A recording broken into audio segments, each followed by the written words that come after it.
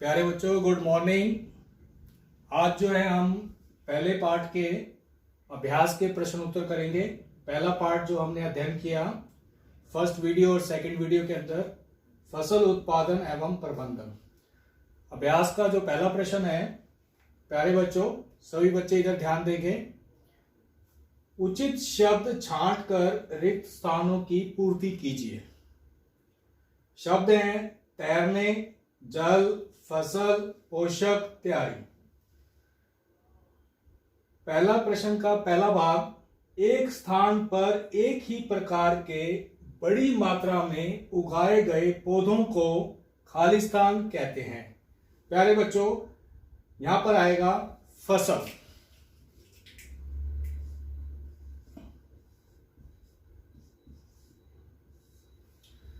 दूसरा, फसल उगाने से पहले प्रथम चरण मिट्टी की तैयारी होती है। तैयारी।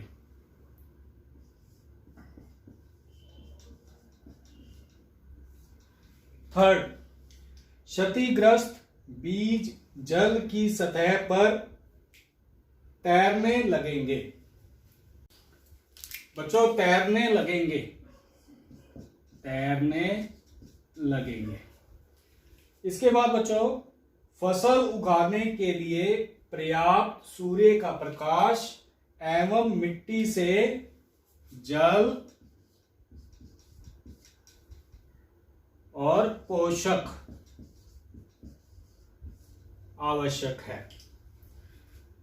प्यारे बच्चों, इसके बाद सेकंड क्वेश्चन है, कॉलम ए में दिए गए शब्दों का मिलान कॉलम बी से कीजिए।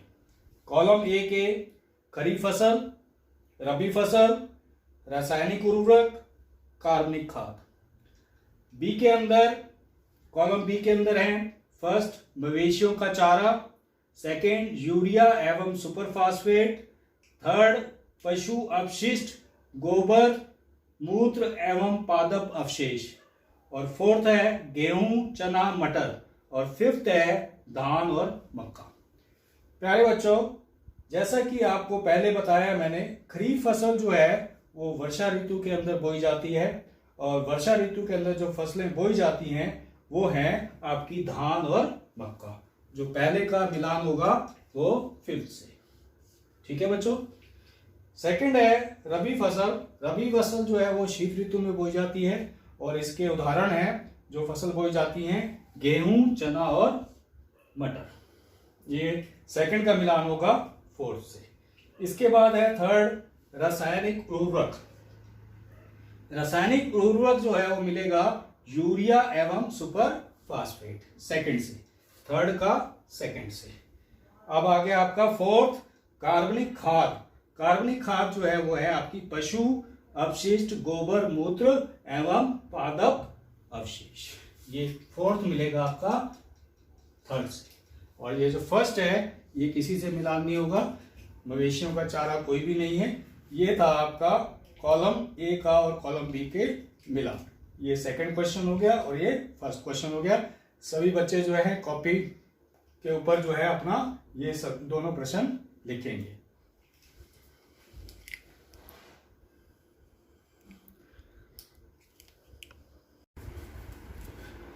प्यारे बच्चों, प्रश्न नंबर 3, निम्न के दो दो उदाहरण दीजिए। पहला है खरीफ फसल, दूसरा है रबी फसल। ये प्रश्न तो हमारा जो मिलान के अंदर आया था उस पे भी था। खरीफ फसल वह फसल होती है जो वर्षा ऋतु में बोई जाती है। आपकी धान है, मक्का, मूंगफली भी है, कपास भी है। रबी फसल वह फसल जो शीत ऋतु में बोई जाती है, जैसे कि गेहूं और मटर, सरसों। ठीक है बच्चों, ये था प्रश्न नंबर थर्ड। अब फोर्थ है, निम्न पर अपने शब्दों में एक एक पैराग्राफ लिखिए। पहला है मिट्टी तैयार करना। प्यारे बच्चों, मिट्टी तैयार करने में एक पैराग्राफ लिखना है आपने। ध्यान से सुनिए। कृषि पद्धति का ये एक पहला चरण है। और बहुत ही महत्वपूर्ण चरण है।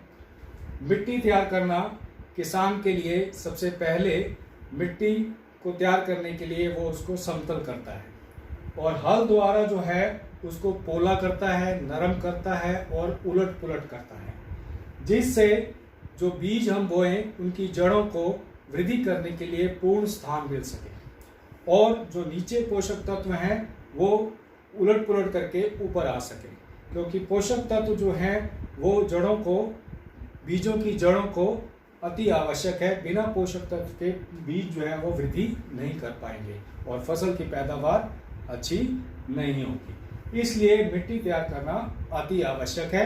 इसके लिए ये पहला पैराग्राफ आपका तैयार है, मिट्टी तैयार करना। सेकंड आता है आपका बुआई। बुआई जो है वो बीजों का सबसे पहले चयन किया जाता है। अच्छे स्वस्थ बीज चयन करने के लिए मार्केट से हम जो बीज लाते हैं उनको एक टब के अंदर पानी भरकर उसमें डाल देते हैं। जो बीज हल्के होते हैं वो ऊपर तैरने लगते हैं और जो बीज भारी होते हैं वो नीचे बैठ जाते हैं। प्यारे बच्चों, जो हल्के बीज होते हैं इसका मतलब वो हल्के क्यों हैं? क्योंकि वो बीज में से खोखले हैं, उनको कीड़ों ने खा लिया है। उन बीजों को हम हटा देंगे। जो बीज नीचे बैठ गए हैं वो हमारे लिए स्वस्थ हैं, वो बुआई के लिए जो है उत्तम है। तो ये आता है आपका बुआई। बुआई करने के लिए जो पारंपरिक जो विधि थी वो हल द्वारा थी। हल के साथ कीप लगाकर उसमें बीज डाल दिया करते थे और उसके अंदर बीजों की जो उचित दूरी है या गहराई है वो नहीं आती थी, इसलिए बीजों का नुकसान अधिक होता था। मगर आजकल की जो आधुनिक विधि है वो कल्टीवेटर के साथ बीज को डालने की एक पाइप होता है और ऊपर कीप लगी होती है, उससे जो है हम बीजों की बुआई करते हैं। इसमें महत्वपूर्ण बात यह है कि बुआई करते समय ये विशेष ध्यान होना चाहिए कि उनकी दूरी और गहराई जो है वो समान हो, जिससे बीजों का नुकसान कम से कम होगा और पैदावार जो है बहुत अच्छी होगी। इसके बाद थर्ड है आपका निराई। निराई जो है वो खरपतवार से सुरक्षा। खरपतवार क्या होता है? एक्चुअली के अंदर अवांछित पौधे जो हमारी फसल के साथ उग जाते हैं उसको खरपतवार कहते हैं। उस खरपतवार को हटाने की प्रक्रिया को निराई कहते हैं। इस खरपतवार को क्यों हटाना चाहिए? क्योंकि खरपतवार हमारी फसल की वृद्धि में रुकावट पैदा करते हैं। वे उनके पोषक तत्व को ले लेते हैं, जो हमारी फसल है उनको पूर्ण रूप से पोषक तत्व नहीं मिल पाते।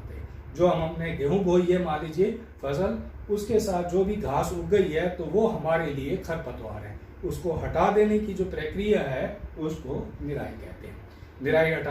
निराई के लिए जो औजार हैं हमारे पास वो दातरी जो है दातरी होती है, खुरपा होता है, ठीक है, और हाथ से भी कई किसान उखाड़ देते हैं। इसके बाद आपका आता है थ्रेशिंग। कटाई जो है वो जब हमारी फसल पक जाती है तो हम कटाई करते हैं। कटाई जो है किसान के लिए बड़ी ही हर्षोल्लास का त्यौहार की तरह होता है, क्योंकि 4 महीने की जो है परिश्रम करने के उपरांत जो है किसान जो है कटाई करता है। कटाई जो है वो जो है आपके उसको पौधे की जो है ऊपर की जो हिस्सा होता है उसको काटता है। और थ्रेशिंग एक्चुअली में कहते किसे हैं? बीजों को भूसे से अलग करने की प्रक्रिया को थ्रेशिंग कहते हैं और थ्रेशिंग करने का जो मशीन होती है उसको थ्रेशर कहते हैं। आजकल आधुनिक युग के अंदर एक कंबाइंड मशीन भी आ रही है जो कि हार्वेस्टिंग और थ्रेशिंग दोनों करती है। ये था हमारा प्रश्न नंबर 4। इसमें आपने सब चारों पॉइंट्स को मैंने अच्छी तरह समझा दिया है। इन चारों पॉइंट्स का आपने अपने शब्दों के अंदर पैराग्राफ लिखना है। 5वां प्रश्न, स्पष्ट कीजिए कि उर्वरक खाद से किस प्रकार भिन्न है।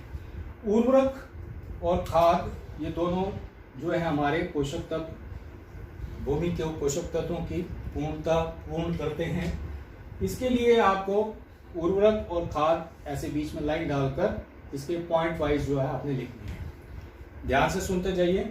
उर्वरक यह है अकार्बनिक पोषक तत्व है, खाद ये कार्बनिक पोषक तत्व है। पहला हो गया, ठीक है। इसके अंदर इसमें विशेष प्रकार के भी पोषक तत्व पाए जाते हैं, जैसा कि NPK। N for nitrogen, P for phosphorus, K for potassium. खाद में सभी पोषक तत्व पाए जाते हैं परंतु उनकी मात्रा बहुत ही कम होती है। ये सेकंड। थर्ड हो गया कि उर्वरक जो है भूमि को ह्यूमस नहीं देता है। ह्यूमस एक्चुअली में क्या होता है, मैं यहां लिख रहा हूं आपको, ह्यूमस ऐसे करके, ह्यूमस होता है पृथ्वी को, जो मिट्टी है उसको जो है आधार देता है जिससे पानी को ज्यादा से ज्यादा सोख सके। उर्वरक डालने से उसमें ह्यूमस नहीं होता, मगर खाद डालने से उसमें ह्यूमस होता है। जल को सोखने की क्षमता अधिक हो जाती है, उर्वरक के अंदर जल को सोखने की क्षमता नहीं होती है। ये था आपका उर्वरक और खाद के अंदर अंतर। नेक्स्ट है आपका सिंचाई किसे कहते हैं। हर पौधे को जल की आवश्यकता होती है।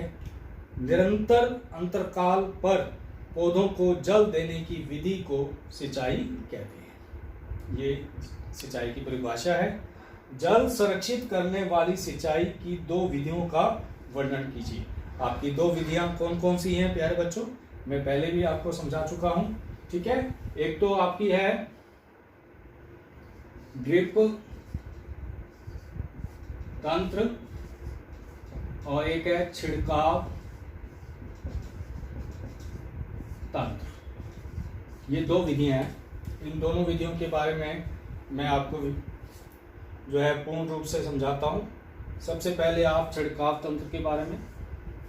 छिड़काव तंत्र उस भूमि पर किया जाता है जो कि असमतल होती है और नलकूप के साथ पूरे अपने खेत के अंदर पाइपों का जाल बिछा देते हैं और समान दूरी के ऊपर जो है उस पर छेद कर कर उस पे जो है क्या लगा देते हैं, फाउंटेन लगा देते हैं। छोटे छोटे फाउंटेन लगाने से क्या होता है, उसके अंदर वर्षा की तरह जो है पानी पूरे खेत के अंदर जो है वो चलता है। इसको हम कृत्रिम वर्षा का भी रूप कहते हैं। इस छिड़काव विधि जो है पौधों के लिए बहुत ही उत्तम है। इसके अंदर पौधों को निरंतर पानी वर्षा की भांति मिलता रहता है।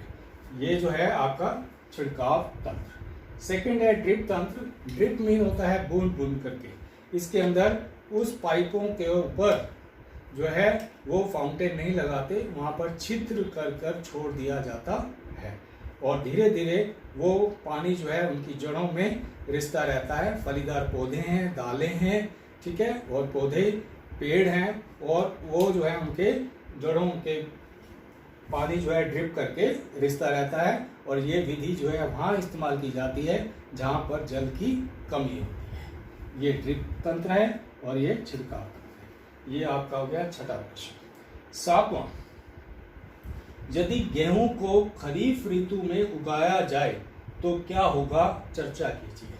प्यारे बच्चों, ये जो गेहूं को खरीफ फसल तो वर्षा ऋतु की होती है और गेहूं को हम बोलते हैं रबी फसल में, शीत ऋतु में। इस गेहूं, पहली लाइन यही लिखनी है आपने कि गेहूं तो रबी जो है फसल है और उसको रबी ऋतु के अंदर ही बोया जाता है और उसको यदि हम खरीफ फसल ऋतु के अंदर बोएंगे तो वो वर्षा ऋतु के अंदर उनकी बीजों की जड़ें जो है वो पनप नहीं पाएंगी, स्थिर नहीं हो पाएंगी और हमारी पूरी की पूरी बीज जो है वो पानी में बह जाएगी और हमारी फसल जो है नहीं हो पाएगी। ये तो था यदि गेहूं को खरीफ ऋतु में उगाएंगे तो क्या होगा, हमारी फसल ही नहीं होगी। अब है आपका आठवां प्रश्न। खेत में लगातार फसल उगाने से मिट्टी पर क्या प्रभाव पड़ता है।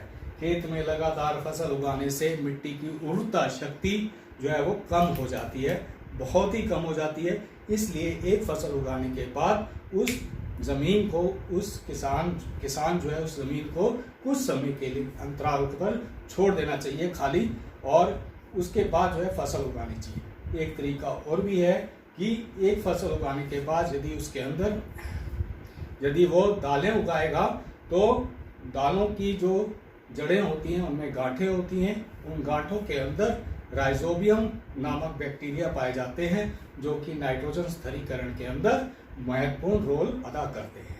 जिससे भूमि की उर्वरता शक्ति बनी रहती है। इस विधि को फसल चक्रण भी कहते हैं। या तो हम फसल चक्रण की विधि अपना सकते हैं, या एक फसल बोने के उपरांत जो है दूसरी फसल के बीच में 1 महीने का समय होना चाहिए, तभी हमारी भूमि की उर्वरता शक्ति बनी रहेगी।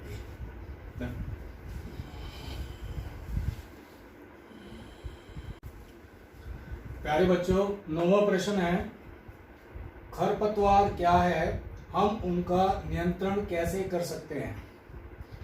प्यारे बच्चों, खरपतवार मैंने पहले भी बताया आपको, अवांछित पौधे जो हमारी फसल के साथ उग जाते हैं उनको खरपतवार कहते हैं, या अनावश्यक पौधे जो हमारी फसल के साथ उग जाते हैं उनको खरपतवार कहते हैं।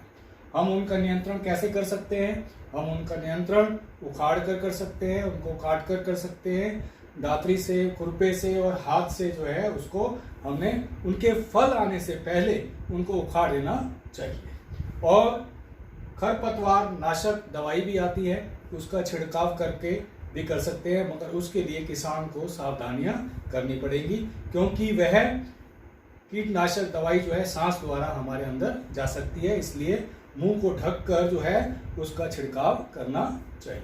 ये था आपका 9वां प्रश्न। 10वां, निम्न बॉक्स को सही क्रम में इस प्रकार लगाइए कि गन्ने की फसल उगाने का रेखाचित्र तैयार हो जाए। प्यारे बच्चों, ये 7 जो हैं आपके पद हैं, उनको जो है अव्यवस्थित ढंग से लिखा गया है, उनको आपने क्रम वाइज लिखना है। कि जैसे पहले नंबर पे लिख दिया फसल को चीनी मिल में भेजना, दूसरे नंबर पे लिख दिया सिंचाई, तीसरे पे कटाई, चौथे पे बुआई, पांचवें पे मिट्टी तैयार करना, छठे पे खेत की जुताई और 7वें पे खाद देना। प्यारे बच्चों, इसको जो है हम अपने सही ढंग से लिखेंगे। पहले नंबर पे आएगा आपका खेत की जुताई, ये पहले नंबर पे, ठीक है बच्चों। उसके बाद मिट्टी तैयार करना, ये आपका दूसरे नंबर पे। वैसे मिट्टी तैयार करना पहले पे है, आप इसको सेकंड पे खेत की जुताई भी कर सकते हैं, क्योंकि दोनों एक ही बात है। आप इसको पहले नंबर पे लिख सकते हैं और इसको दूसरे पे, दोनों ही ठीक है। अब तीसरे नंबर पे आपका क्या आएगा? खाद देना, ये तीसरे नंबर पे आएगा। जो कि 7वें नंबर पे है वो आ जाएगा तीसरे नंबर पे। खाद देने के बाद जो है हम उसकी करेंगे, क्या करेंगे? नहीं, इससे पहले बुआई भी है बेटे, बुआई आएगा इसमें, ये उससे पहले बीज बोएंगे, ये आएगा आपका तीसरे नंबर पे, और खाद देना चौथे, और इसके बाद देंगे जल 5वें नंबर पे, और सिंचाई करने के बाद हमारी खेत फसल तैयार हो गई है, और ये 6ठे नंबर पे, और जो पहले नंबर पे था वो आ जाएगा 7। ये था आपका प्रश्न नंबर 10। 11वां प्रश्न देखिए प्यारे बच्चों, बहुत ध्यान से। नीचे दिए गए संकेतों की सहायता से पहेली को पूरा ऊपर से नीचे की ओर करना है। ये एक पहेली है जो पहले ऊपर से नीचे करना है, फिर बाएं से दाएं करना है। पहले हम ऊपर से नीचे करते हैं। पहला देखिए, इसमें पहला पॉइंट है ऊपर से नीचे की ओर। पहला है सिंचाई का एक पारंपरिक तरीका, ये ऊपर से नीचे पहला है। रा लिखा हुआ है, पहले रा के साथ आ जाएगा रहट, आ और टा, ये होता है रहट। एक पानी देने की पारंपरिक विधि है जो कि सिंचाई में काम में ली जाती थी। दूसरा, बड़े पैमाने पर पालतू पशुओं की उचित देखभाल। सेकंड नंबर ये रहा आपका, इसमें पहला छोड़ रखा है, दूसरे पे शु है और यहां तक आएगा। इसको कहते हैं पशु पालन, पा ला और ना, ये होता है पशुपालन। पशुओं को देखभाल करना, उनसे जो खाद्य सामग्री लेना, इस विधि को पशुपालन कहते हैं। सेकंड हो गया। थर्ड, फसल जिन्हें वर्षा ऋतु में बोया जाता है। थर्ड नंबर ये रहा, ठीक है जी। ये होता है खरीफ। यहाँ आएगा खा री और फा लिखा हुआ है मैंने, ये आपका खरीफ हो गया थर्ड पे। अब है छठे नंबर पे, फसल पक जाने के बाद काटना। फसल पक जाने के बाद काटने को कटाई कहते हैं। ई लिखा हुआ है कटाई, कटाई। ये तो हो गया आपका ऊपर से नीचे। अब आ जाइए बाएं से दाएं की ओर।